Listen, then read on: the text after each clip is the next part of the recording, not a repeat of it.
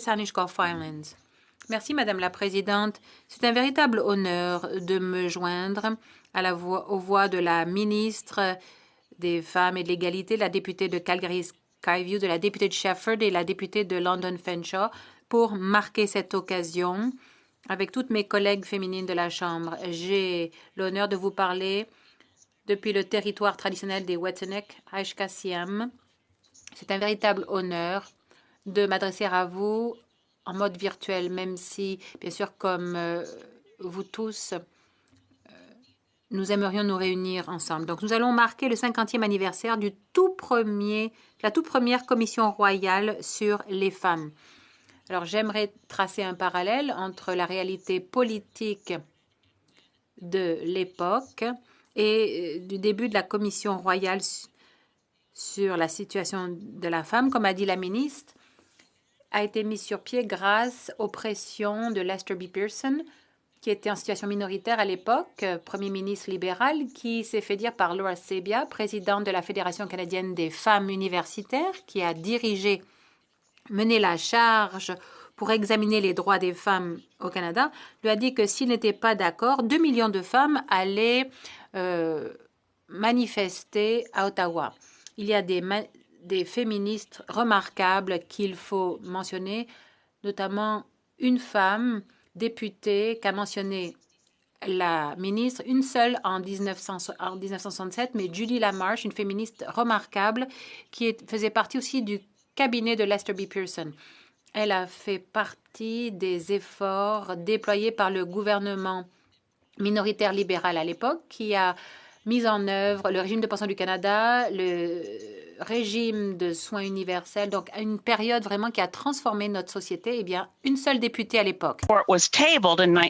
Au moment où la commission a déposé son rapport en 1970, il n'y avait toujours qu'une seule femme députée, mais les libéraux faisaient partie de la majorité. Le premier ministre était Pierre Elliott Trudeau et la femme députée ne faisait pas partie de son cabinet. C'était Grace McInnes de Vancouver-Kingsway qui était une députée néo-démocrate. Donc, ils ont perdu cette possibilité d'avoir une femme au Conseil des ministres pour mettre en œuvre ces recommandations. Les recommandations sont très fortes, mais lorsqu'on pense à cette époque et à la façon dont les médias ont couvert la Commission royale, on retrouve certaines perles, entre autres une du Maclean's en 68 qui parlait de la présidente de la Commission.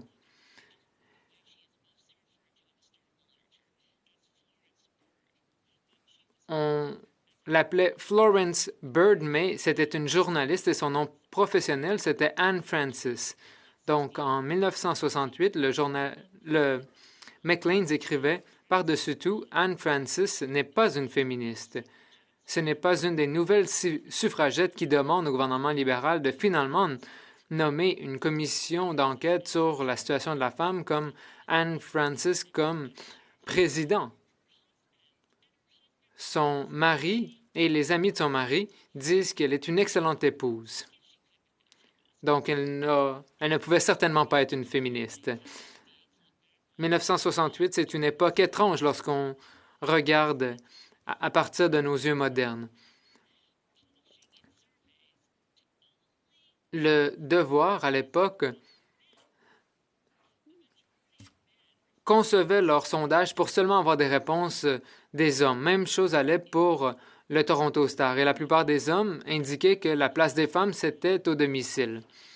Bon, on sait aujourd'hui que la place des femmes, c'est plutôt à la Chambre des communes, notamment aujourd'hui grâce à la vice-première ministre et ministre des Finances, ainsi que les femmes dans tous les caucus. Regardons ce rapport et ce qu'il demandait auprès du gouvernement. Que se serait-il passé si la commission avait été mise en place à un moment où il n'y avait pas de femmes au sein du Conseil de ministres, s'il n'y avait pas Judy Lamarche? Est-ce que la commission aurait demandé qu'il y ait des services de garderie universels, l'équité salariale, ainsi qu'un programme de revenu national garanti pour les familles monoparentales qui avaient besoin d'aide et qui vivaient dans des niveaux de pauvreté? Le rapport faisait également mention du taux de mortalité infantile plus élevé chez les peuples autochtones. Bon, le rapport n'a pas utilisé une optique intersectionnelle, mais il était quand même assez progressiste. Donc, j'aimerais nous mettre au défi tous et toutes en 2020, 50 ans plus tard, avec 100 députés femmes à la Chambre des communes. Ne pourrions-nous pas faire 100 fois mieux que la seule femme à cette époque, Judy Lamarche, qui était la seule femme au Conseil des ministres? Ne pourrions pas mettre en œuvre un revenu minimum obligatoire, des services universels de garde d'enfants, une action climatique dès maintenant, et ce même en gouvernement minoritaire,